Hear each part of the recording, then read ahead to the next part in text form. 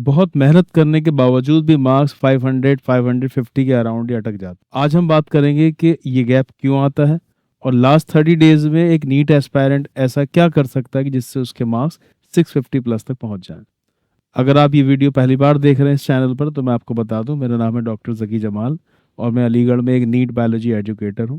पिछले 20 साल से अलीगढ़ में बायोलॉजी पढ़ा रहा हूं और अब तक तकरीबन 1000 से ज़्यादा बच्चे मेरे पढ़ाए हुए मेडिकल कॉलेज में एडमिशन ले चुके हैं। मार्क्स 500 550 के आसपास अगर अटक रहे हैं तो उसके कई रीजंस हो सकते हैं, जिसमें पहली वजह है कंसेप्चुअल गैप।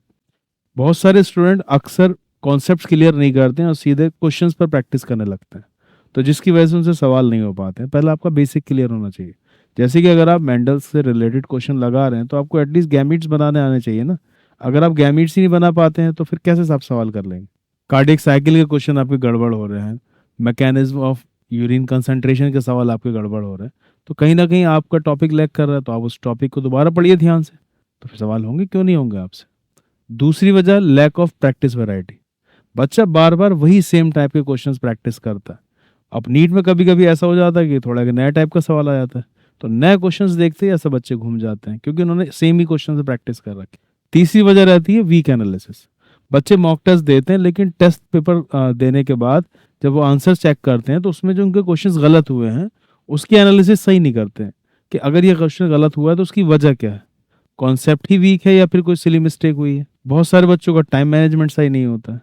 अब आपको एग्जाम पेपर में क्वेश्चन पेपर सॉल्व करने से पहले ही डिसाइड कर लेना चाहिए कि मुझे पहले फिजिक्स करना है या पहले केमिस्ट्री करना है, पहले बायोलॉजी करना है, और कितने टाइम में मुझे कौन सा पेपर सॉल्व कर देना है, फर्स्ट राउंड में कहाँ तक करना है और सेकंड राउंड कब करना है। वो सब पहले से डिसाइड होना चाहिए। एक और बड़ी वजह है मार्क्स कमाने की कि कुछ टॉपिक को लेकर बच्चा ओवर कॉन्फिडेंट या फिर अंडर कॉन्फिडेंट हो जाता है कि इससे तो सवाल आएगा ही आएगा।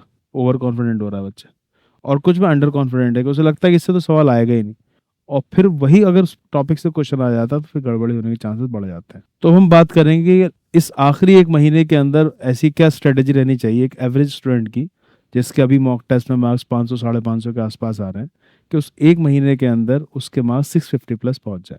सबसे पहले तो आप अपना फाउंडेशन को स्ट्रेंथ करें, मतलब कि जो टॉप चैप्टर्स हैं आप उनको एनसीईआरटी लाइन बाय लाइन पढ़ें, और उन्हें पढ़ने के बाद एक पेज के अंदर आप उसको शॉर्ट नोट्स की शक्ल में उनको लिख लें, ताकि लास्ट डे या एक दिन पहले आपको पूरा चैप्टर ना पढ़ना पड़े एनसीईआरटी से। वो शॉर्ट नोट्स में आप उसे आसानी से रिवाइज कर लें।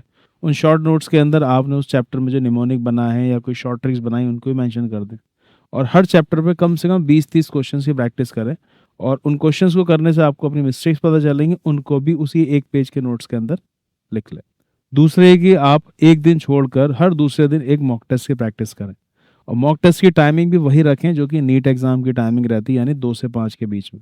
इन्वायरमेंट भी ऐसा रखें कोई डिस्ट्रैक्शन ना हो और आपको फील आए कि आप एग्जाम हॉल में ही बैठे हुए हैं। कोशिश करें कि विद इन टाइम आपका पूरा पेपर सॉल्व हो जाए। जब पेपर 3 घंटे का सॉल्व हो जाए उसके बाद आंसर्स मिला के जो गलतियां हुई हैं 1 से 2 घंटे तक उसकी डीप एनालिसिस करें कि ऐसी क्या मिस्टेक्स रहती हैं कि जो क्वेश्चंस आपके गलत हुए हैं वो कोई कंसेप्चुअल वीकनेस है, मतलब कॉन्सेप्ट ही ख़राब है आपका, या फिर कुछ सिली मिस्टेक हुई है, या फिर कोई टाइम मैनेजमेंट से रिलेटेड प्रॉब्लम। टेस्ट पेपर देते में आपको पता चलेगा कि कुछ टॉपिक्स या कुछ चैप्टर्स आपके वीक हैं। जिन टॉपिक्स में आपसे मिस्टेक ज़्यादा हो रही हैं उनके एक्स्ट्रा 50-60 क्वेश्चन की प्रैक्टिस कर लें, जिससे आपको उनमें जो भी गड़बड़ियाँ हैं वो आपकी ठीक हो जाए। और अब इस लास्ट मंथ के अंदर आपको कोई नया चैप्टर टच नहीं करना चाहिए। अगर आपने कोई चैप्टर बिल्कुल पढ़ा ही नहीं है पूरे साल तो अब ये टाइम नहीं उसे पढ़ने का। जो आपने पढ़ रखा है उसी को ही अच्छे से रिवाइज करें, और मॉक टेस्ट से उनको आप एनालाइज करें कि आपका इस चैप्टर में कौन सा पार्ट या कौन सा टॉपिक या कौन सा कॉन्सेप्ट वीक है। फिर उनको एनालाइज करके आप उन्हें प्रैक्टिस करें। अगर लगातार किसी टॉपिक में गलतियां हो रही हैं तो उनको दोबारा से पढ़ के एनसीईआरटी से थोड़े से एक क्वेश्चंस और प्रैक्टिस कर लें। 500 550 से 650 प्लस मार्क्स एक महीने में लेकर आना कोई बहुत मुश्किल काम नहीं। अगर आप थोड़ा स्मार्टली काम करेंगे, अपने गलतियों को एनालाइज करेंगे, फिर उन वीक एरियाज पर काम, मतलब ये जो टाइम है ना ये अपने वीक एरियाज पे काम करने का है। पूरे पूरे चैप्टर्स की रीडिंग नहीं लगानी होती, शॉर्ट नोट्स बनाइए, टाइम है आपके पास, आप बना सकते हैं। फिजिक्स केमिस्ट्री में भी जो उसके फार्मूला ज़्यादा यूज़ हो रहे हैं उनको आप एक पेज पर लिख कर उन्हें रिवाइज कर सकते हैं। जो गलतियाँ आपसे ज़्यादा होती हैं उन्हें आप उसके अंदर मेंशन कर सकते हैं। वीडियो अगर अच्छी लगी हो तो उसे ज़रूर लाइक करिए और अपने दोस्तों से तक भी पहुंचाइएगा। और बायोलॉजी का कोई भी टॉपिक आपको ऐसा लगता है कि उसमें आपसे क्वेश्चन बार बार गलत हो रहे हैं तो आप मुझे ज़रूर बताइए कमेंट सेक्शन के अंदर। मैं एक छोटा सा आसान सा वीडियो बनाकर उसके क्वेश्चंस आपके सही करवा दूंगा। Best of